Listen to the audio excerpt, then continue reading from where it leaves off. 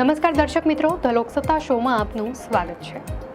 યુકેમાં સ્થળાંતર કરવા ઈચ્છતા ભારતીયો માટે એક વધુ પડકારરૂપ સમાચાર સામે આવ્યા છે, કારણ કે બ્રિટનની સરકારે ઇમિગ્રન્ટ્સ માટે અંગ્રેજી ભાષાનું સ્તર વધારીને ઉચ્ચ સ્તરનું એટલે કે A લેવલ સમકક્ષનું ફરજિયાત બનાવ્યું છે।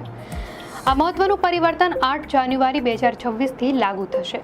આ નિર્ણયથી ગ્રેજ્યુએટ્સ, કુશળ કામદારો અને ઝડપથી વિકસતા વ્યવસાયોમાં કામ કરવા ઈચ્છતા વિઝા અરજદારો પર મોટી અસર પડશે। આ નવા નિયમો બ્રિટનમાં આવતા ઇમિગ્રન્ટ્સની સંખ્યા ઘટાડવાની વ્યાપક યોજનાનો એક ભાગ છે, જેની રૂપરેખા મે મહિનામાં સરકારના શ્વેતપત્રમાં જાહેર કરવામાં આવી હતી। બ્રિટનના ગૃહ સચિવ શબાના મહમૂદે આ અંગે સ્પષ્ટતા કરતા કહ્યું હતું કે જો તમે આ દેશમાં આવી રહ્યા છો તો તમારે અમારી ભાષા શીખવી જોઈએ અને કર્તવ્ય નિભાવવું જોઈએ। તેમણે ઉમેર્યું હતું કે આ દેશે હંમેશા એવા લોકોનું સ્વાગત કર્યું છે જેઓ અહીં આવીને યોગદાન આપે છે, પરંતુ અમારી ભાષા શીખ્યા વગર જેઓ અમારા રાષ્ટ્રીય વિકાસમાં યોગદાન ન આપી શકે તેવો અસ્વીકાર્ય છે। નવા ધોરણો હેઠળ બ્રિટનના ગૃહ મંત્રાલય દ્વારા નિયુક્ત અધિકારીઓ અરજદારોની અંગ્રેજી ભાષાની વાંચન ક્ષમતા, બોલવાની ક્ષમતા, શ્રવણ શક્તિ અને લેખન ક્ષમતાની વ્યક્તિગત રીતે ચકાસણી કરશે। સ્કિલ વર્કર્સ, સ્કેલ અપ અને ઉચ્ચ ક્ષમતા ધરાવતી વ્યક્તિઓ વિઝા માટે અરજી કરનારાઓએ હવે B2 સ્તર સુધી પહોંચવું પડશે, જે હાલમાં સ્વીકાર્ય B1 સ્તર કરતાં એક સ્તર વધુ સારું અંગ્રેજી જ્ઞાન દર્શાવે છે। સ્કિલ્ડ વર્કર્સ વિઝા પર આવતા લોકોએ માત્ર સરકાર દ્વારા માન્ય નોકરી આપતી કંપનીઓ માટે જ કામ કરવાનું રહેશે અને તેમનું લઘુત્તમ વાર્ષિક વેતન 41,700 પાઉન્ડ, લગભગ 49.17 લાખ રૂપિયા અથવા તો લાગુ પડતા કામ માટે નક્કી કરાયેલ વેતન તેમાંથી જે વધારે હોય તેટલું મેળવવું ફરજિયાત રહેશે।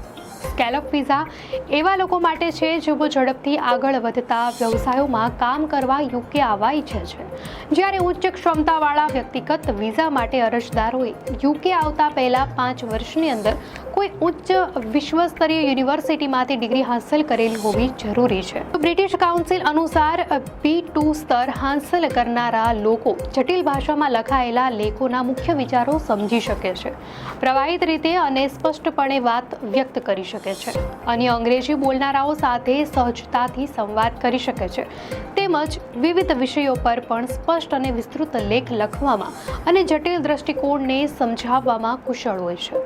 ગૃહમંત્રી માઇક ટેપે 14 ઓક્ટોબરે બ્રિટનની સંસદમાં આશા વ્યક્ત કરી હતી કે વિઝા અને અંગ્રેજી ભાષાની જરૂરિયાત સંબંધિત આ નવા નિયમો જાહેર કરેલા સમયગાળામાં જ લાગુ થઈ જશે। વડાપ્રધાને પણ ભૂતકાળમાં કહ્યું છે કે શ્વેતપત્રમાં દર્શાવેલા તમામ ફેરફારો યુકેની ઇમિગ્રેશન સિસ્ટમને વધુ નિયંત્રિત, સિલેક્ટિવ અને ઉચિત બનાવશે। ગૃહ મંત્રાલયનું અનુમાન છે કે આ પગલાંને કારણે યુકે આવનારા ઇમિગ્રન્ટ્સની સંખ્યામાં વાર્ષિક 1 લાખ જેટલો ઘટાડો થશે।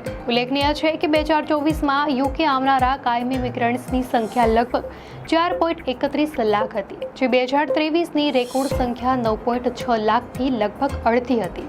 આ બાબતે ઓક્સફર્ડ યુનિવર્સિટીના માઇગ્રેશન ઓબ્ઝર્વેટરીના ડાયરેક્ટર ડોક્ટર મેડેલિન સ્પમ્પશનનું કહેવું છે કે સરકારને એ બે બાબતો વચ્ચે સમાધાન કરવું પડી રહ્યું છે કે ઇમિગ્રન્ટ્સ સારું અંગ્રેજી બોલે અને કંપનીઓને આર્થિક લાભ માટે યોગ્ય લોકોની ભરતી કરવાની છૂટ પણ મળે।